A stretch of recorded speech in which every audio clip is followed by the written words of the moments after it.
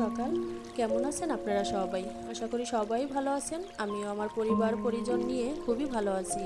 আরও একটা নতুন ভিডিও দেখার জন্য আপনাদের সবাইকে ওয়েলকাম জানাচ্ছি। আশা করি আমার আজকের ভিডিওটি আপনাদের কাছে খুবই ভালো লাগবে। তো সকালে সকালে কিছু খাওয়া দাওয়া শেষ করে তো চলে এসেছি। আমি আপনাদের সাথে কিছু জিনিস এনেছি আপনাদের ভাইয়া, তো এগুলো একটু গুছিয়ে নিব আর আপনাদের সাথে একটু শেয়ারও করে নিব। তো দেখতেই পারতেছেন আমি একটা নুডলস এনেছি আপনাদের ভাইয়া। এটা একটা ঝাল নুডলস, খেতে কিন্তু অনেকটাই ভালো লাগে। আর একটা হালিমের মশলাও নিয়ে এসেছে, 1 কেজি চিনি আর একটা তেলের বোতল নিয়ে এসেছে। যেহেতু আমার এগুলো শেষ হয়ে গিয়েছে তাই আপনাদের ভাইয়া নিয়ে এসেছে। আর একটা একটা তেল নিয়ে এসেছে, যেহেতু আমার ইদানিং যে এত চুল উঠতেছে কি বলবো আপুরা, অনেক চুল উঠতেছে, তাই একটা তেল বানাবো, তাই আপনাদের ভাইয়া কিন্তু একটা তেল নিয়ে এসেছে। তো প্লিজ আমার ভিডিওটি দেখেন, কিংবা কেউ একটা লাইক কমেন্ট সাবস্ক্রাইব করেন না, প্লিজ আমার ভিডিওতে একটা লাইক করে চ্যানেলটি সাবস্ক্রাইব করে দিবেন। সাবস্ক্রাইবের পাশে থাকা অল বাটনটি অন করে দিবেন, যাতে নতুন কোনো ভিডিও ছাড়ার সাথে সাথে আপনাদের কাছে নোটিফিকেশন চলে যায়।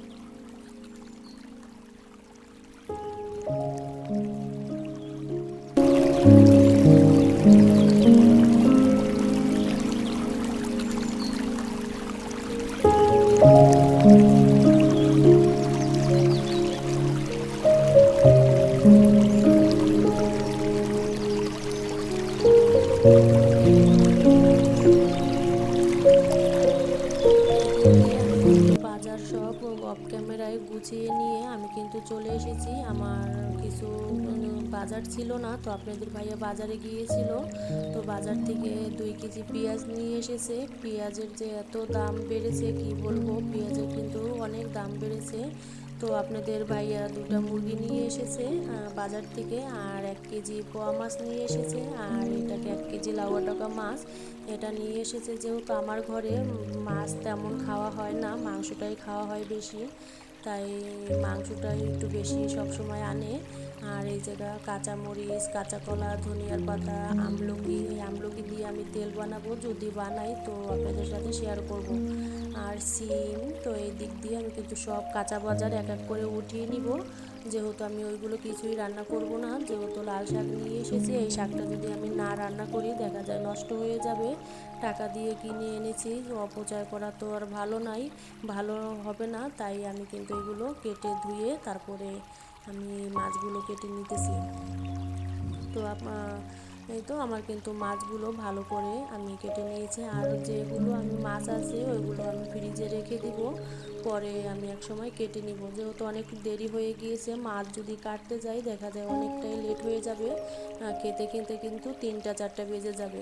তো আমি ওই দিক দিয়ে সব কিছু কমপ্লিট করে ধুয়ে মুছে আমি কিন্তু চলে এসেছি কিচেনে। আমি এখনও কড়াইতে তেল গরম হয়েছে, এখন আমি পরিমাণ মতো কাঁচা পেঁয়াজ, তারপরে মরিচ আর রসুন দিয়ে আমি কিন্তু ভাজা ভাজা করে নিব। যেহেতু লাল শাক ভাজি করব, একসাথে সব কিছু দিয়েই আমি কিন্তু ভাজিটা করে নিব।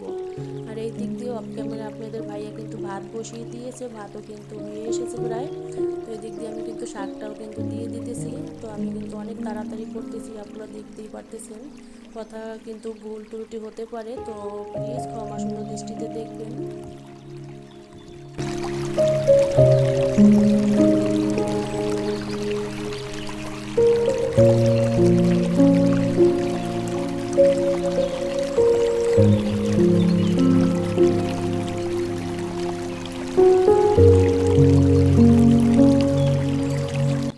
এই দিক দিয়ে আমি কিন্তু মাছে একটু হলুদ লবণ মাখিয়ে দিব, যেহেতু চুলা একটা খালি আছে, ভাতও হয়ে গিয়েছে, কড়াইও আছে, চিন্তা করলাম তাড়াতাড়ি করে যদি রান্না করতে পারি তাড়াতাড়ি খেতে পারবো। তো এই দিক দিয়েও আমি কিন্তু কড়াইতে তেল বসিয়ে দিয়েছি, আর আপুরা দেখতেই পারতেছেন আমার তেলের যে জারটা আছে ওটা কিন্তু আমি খুলেই কিন্তু তেল দিতেছি, কারণ এত সময় তো আমার হাতে এখন নেই। যেহেতু আপনাদের ভাইয়া বলতেছে যে তাড়াতাড়ি রান্না করো, অনেক ক্ষুধা লেগেছে, খাবো। তো এই দিক দিয়ে আমি কিন্তু মাছ কিন্তু ভেজে নিতেছি। আর এদিক দিয়ে আমার লাল শাকও কিন্তু ভাজা হয়ে গিয়েছে, আমি কিন্তু বেগুনও ভেজে নিব, এক এক করে সবগুলো বেগুন ভেজে নিব।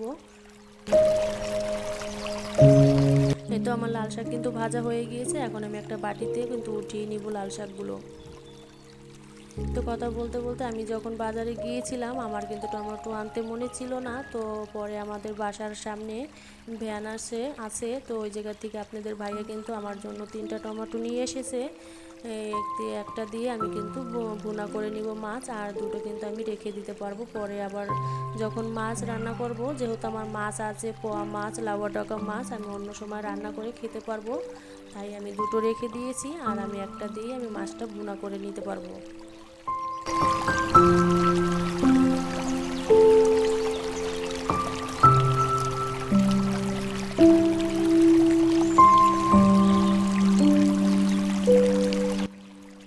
এই তো আমার টমেটো কিন্তু কাটা হয়ে গিয়েছে, তো এখন আমি আমার বেগুনও কিন্তু ভাজা করে নিয়েছি, আর সাথে দুটো শুকনো মরিচও ভেজে নিয়েছি। গরম ভাতের সাথে খেতে কিন্তু অনেকটাই ভালো লাগবে।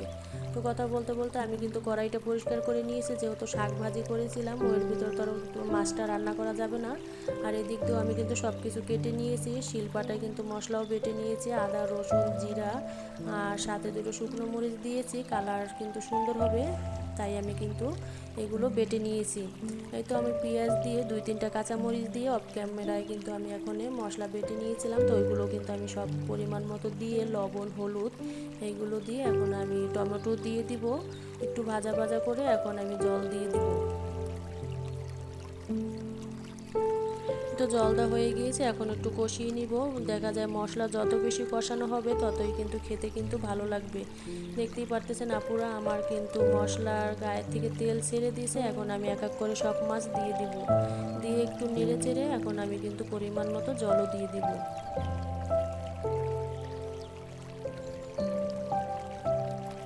এই তো কথা বলতে বলতে আমার কিন্তু মাছটাও কিন্তু রান্না হয়ে গিয়েছে, উপর দিয়ে কিছু ধনিয়ার পাতা ছিটিয়ে দিয়েছি, খেতে কিন্তু অনেকটাই ভালো লাগবে। এই তো কথা বলতে বলতে আমার কিন্তু মাছটা রান্না কমপ্লিট, আমার ভাত রান্না হয়ে গিয়েছে, মাছ ভুনা হয়ে গিয়েছে, বেগুন ভাজা হয়ে গিয়েছে, শাক ভাজা হয়ে গিয়েছে।